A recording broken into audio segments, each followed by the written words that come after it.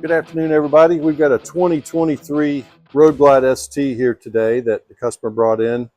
Wanted us to go over to Thundermax for him and see if we could find a problem with it. So I'm going to do this live so we can all discover it together. So stay tuned and I'll be right back.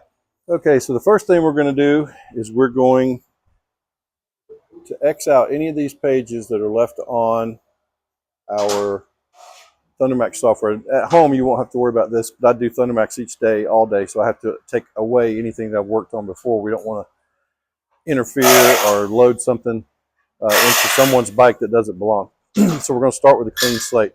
So I'm going to turn the bike on,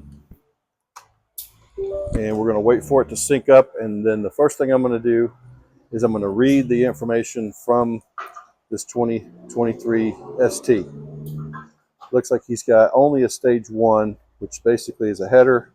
He's already got the breather from the factory and the Thundermax. So this would be a pretty simple troubleshooting situation here.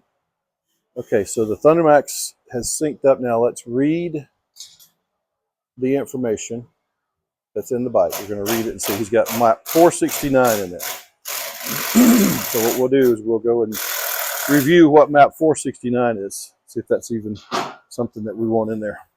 We didn't install this Thundermax. The customer did at home, and he's afraid that something's not just right. So he brought it to us, and we're going to go over it for him.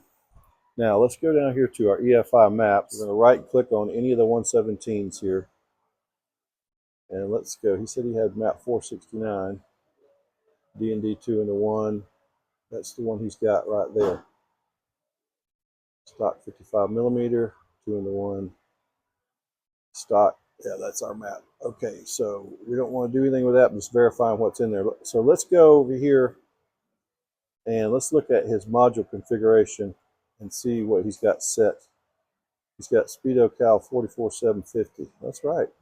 Let's look and make sure his VIN number's in there. Road Glide ST 117. That seems right. Okay. Everything looks correct. So I guess at this point it's time to go test ride the bike and see what's wrong with it. Stay tuned. I'll come back and we'll go over it and see what we found. Okay, we are back from our test ride and discovered what the customer was complaining about. On the gear indicator on the dash, it would never go into sixth gear. It wouldn't show you 6. It would go to 5, but it wouldn't go to 6. So what we did, as opposed to trying to figure out what a customer may have done or may not have done, I just loaded a complete new map into it, map 501, went and test rode it again, and it completely cleared the problem out. So I don't have an explanation as to why the gear indicator didn't go to 6th gear. We didn't do the initial install, and again, who knows what was or wasn't done to the original map that was in there, but the bike runs fine now, and that's where we are. So I know this is a short video today, but thanks for tuning in, and we'll see you on the next one.